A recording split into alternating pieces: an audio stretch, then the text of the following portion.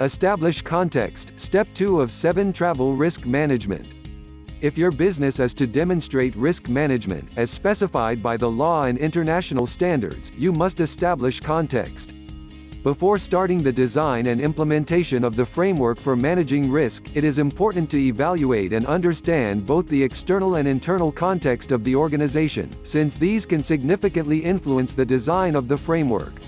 Evaluating the organization's external context may include, but is not limited to, the social and cultural, political, legal, regulatory, financial, technological, economic, natural and competitive environment, whether international, national, regional or local, key drivers and trends having an impact on the objectives of the organization, and relationships with, and perceptions and values of, external stakeholders.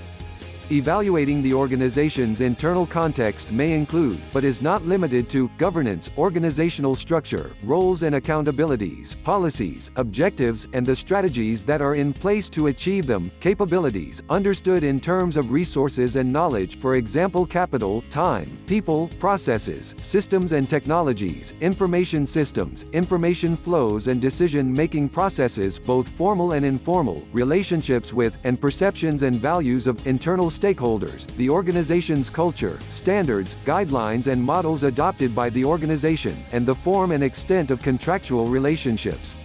Next is defining risk criteria, as it applies to business travel.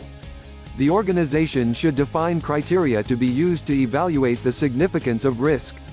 The criteria should reflect the organization's values, objectives and resources. Some criteria can be imposed by, or derived from, legal and regulatory requirements and other requirements to which the organization subscribes. Risk criteria should be consistent with the organization's risk management policy, be defined at the beginning of any risk management process and be continually reviewed. When defining risk criteria, factors to be considered should include the following: the nature and types of causes and consequences that can occur and how they will be measured, how likelihood will be defined, the timeframes of the likelihood and/or consequences, how the level of risk is to be determined, the views of stakeholders, the level at which risk becomes acceptable or tolerable, and whether combinations of multiple risks should be taken into account and, if so, how and which combinations should be considered, all inclusive of business travel. To test this within your business, select one traveler and one trip. Now demonstrate all the above, as it applies to that specific traveler and that specific journey.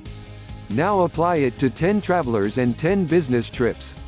Is the context evident, documented, unique and specific to each traveler and trip? If not, you don't have adequate evidence to demonstrate travel risk management, in addition to having an inadequate establishment of context. To learn more about business travel risk management and your obligations, visit www.isitsafe.travel. Next, in this series on travel risk management, we examine risk identification, step 3 of 7 required for travel risk management. Safe work systems and enterprise risk management, inclusive of business mobility and travel.